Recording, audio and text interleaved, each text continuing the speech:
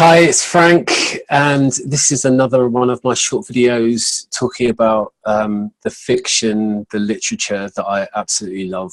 I'm going to be doing a series of these. I've done a few already, you might have seen. Today I'm going to be talking about a story that I have done many times in class. It's called The Lottery, and it's by Shirley Jackson, an American writer. You know what, this story, wow, I came across it about, I don't know, 20 years ago, and when I first read it, it just blew my mind. I didn't know anything about it. That was a funny thing. I really did stumble across it, and I didn't know anything about the story at all. So when I read it, it had this huge impact on me because I wasn't expecting where it took me. And I've just loved this story ever since. It's very simple in some ways. The writing's very simple, but it just has it's a very impactful story. And what I've found through the years is that it has garnered so much conversation when we do it in class. People are fascinated by it. People want to ask questions about it. People discuss it. It brings up so many points of view, and it's fitting that I should, this should be one of the first stories I do in this series of short videos. So The Lottery by Shirley Jackson, it was published in 1948 in the New Yorker magazine, and I'm not sure if this still stands today, but let's just say that, since its publication in 1948, for a large period of that time until now, it's been one of the pieces that has garnered, such a huge response. It has more letters and comments, and people phoning the magazine to find out what this story was about. They wanted to know why. People were asking why. People were upset. People were very hostile. Shirley Jackson got a lot of mail asking her why she'd written the story, what did it mean? She actually even got some letters saying, where can we go and see this lottery, which is fascinating, the power of fiction sometimes. So it had a huge impact. It's a notorious story from the 20th century because it's so, it has such an extreme ending, and because of the response generated at the time, it certainly made a name for Jackson in 1948. So, I love this story and I'm really passionate about it. I'll probably read it once a year because it's just one of those stories that I can never tire of it. I just love it. If we were going to study this in class, the kind of things that I would do is, everybody would read the story first of all, obviously, and then we'd kind of just break it down. We'd go through, we'd do a little bit of bio. So I've got a little bit of bio. This is what we would kind of do in class. I'd just give a little frame bio. So Shirley Jackson was born in 1919 and died in 1965. Born in San Francisco, grew up until she was 12 in California. Showed an aptitude for writing. I think she won a poetry prize when she was 12, maybe. When she was 14, I think, if I'm not getting confused, when she was 14, her family moved to the East Coast. They moved to Rochester, and she ended up going to University of Rochester, and she didn't really settle there. She wasn't happy, and she eventually transferred to Syracuse, where she found her creative flow. She opened up. She liked it better at that campus. And, I think she edited the student literary magazine. She met her future husband, and she found some, as I say, she found some creative energy. She wrote 6 novels between 1948 and 1962.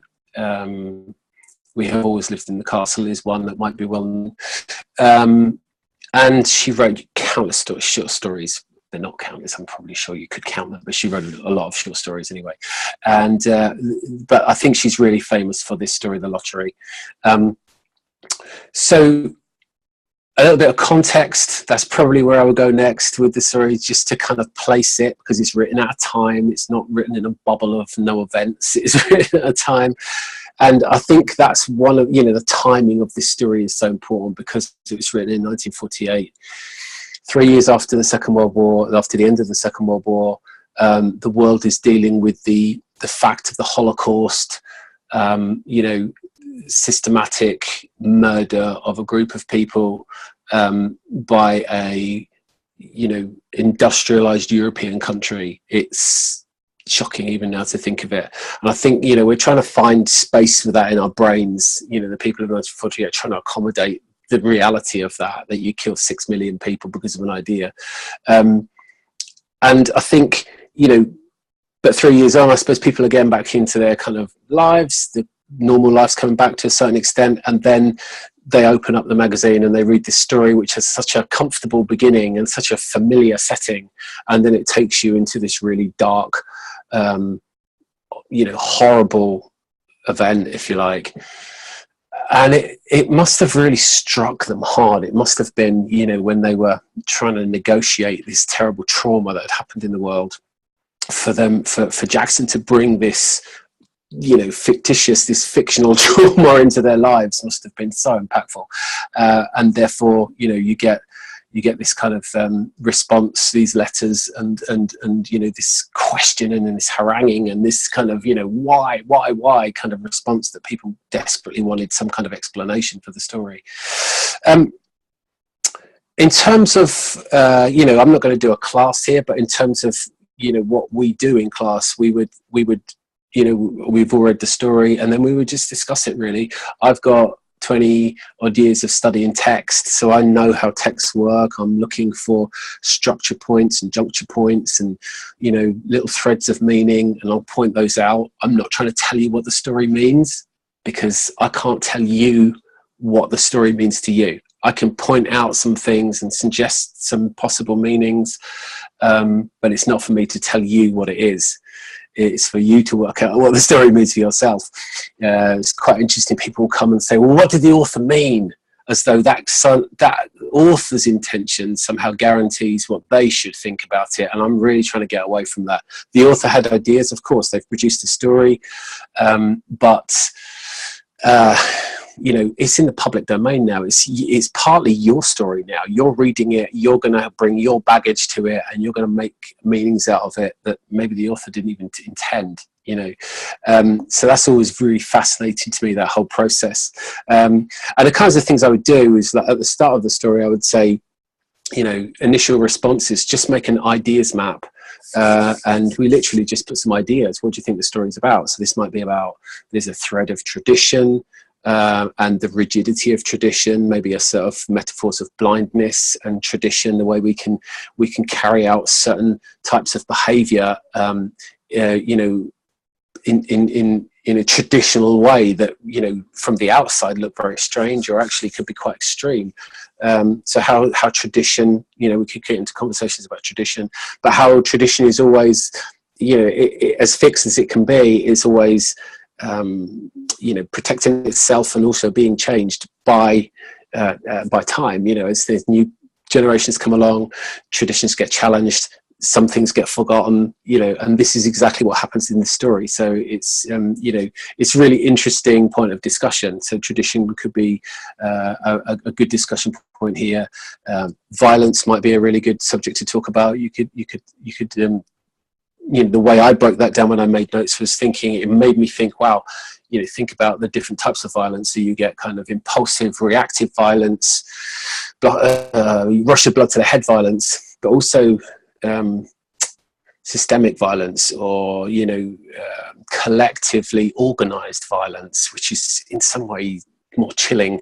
That kind of, as you see here, this lottery is woven into the fabric of this town's life. This is what they do. It's a civic event, just like the Halloween parties or the square dances or the fates they have. The lottery is part of their yearly calendar, and they, because of that, what actually happens, what the lottery consists of, is completely normalized to them.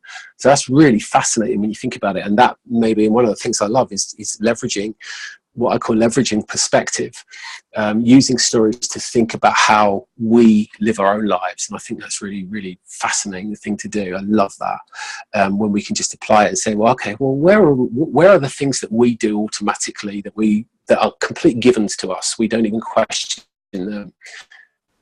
Interestingly, in a couple of 100 years' time, wow, they might look back and say, I can't believe they did that. I can't believe they, I don't know, invaded other countries on an idea, or I can't believe they walked over homeless people, whatever it might be. You know what I mean? It might be something that we, you know, that in as society changes, they look back and they find us morally reprehensible because of certain things we do. So, you know, that's roughly, you know, dipping toes into how we would do a class. I, as I say, I've done this class many times, and I love doing this particular story. It, as I say, it always generates a lot of conversation. If this brief video has been of interest, I strongly recommend you read the story. You know, I might have a class on it at some time in the future. Well, that'd be good for you to join in if you want to. But for now, I just strongly recommend just having a read of it.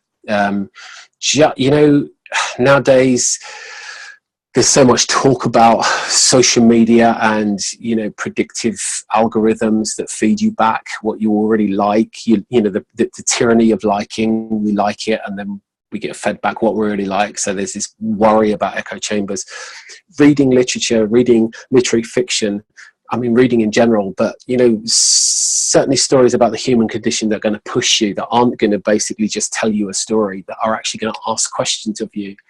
It's really a great way to stretch your perspective, to go into a story and you know, have to work out the moral ramifications, the social questions, whatever it might be, as you read through. And I find literature so challenging in that way, because you're being presented with a reality, you're being presented with a series of moral issues, whatever it might be. The protagonist has, you know, the central character has problems to solve. How does she solve them? What barriers in her way? All of those things. And sometimes with literary fiction, the questions aren't answered. They're kind of put before you. How would you deal with this? So I find it's a fantastic way to open yourself to different perspectives. And engagement is the key. And I think engaging with this particular story, The Lottery, is a really valuable thing to do. And I'd be fascinated to hear comments and responses if you do read it. So, you know, just contact me, message me, hit me on the website, wherever it wants, drop some notes on the Facebook page, and, you know, maybe we could start a dialogue of some sort. I've put links to this video below. There should be somewhere a link to a PDF of the story, so you can read The Lottery. It seems to be in the public domain as far as I know, so there's a PDF to it, and there's also a link to an audio version read by the author A.M. Holmes. I mean, she's great. She's published some fantastic short story collections, really out there, really challenging. I've read a few of her novels, again, really challenging author. She's got a relationship with the story as well. And she read it, I think, on the 50th anniversary of the story's publication. She read it, and there's an audio recording of her reading it, and then a short discussion with somebody else, which is definitely worth listening to if you're interested. So that's it. This is a story I love. I'm going to be doing lots of other of these, because I love so many works and so many novels that are so, you know, fantastically challenging and rewarding, and richly rewarding for us to read. So if you've enjoyed this, give me a like, and look out for my next video. Thank you so much for watching. Cheers.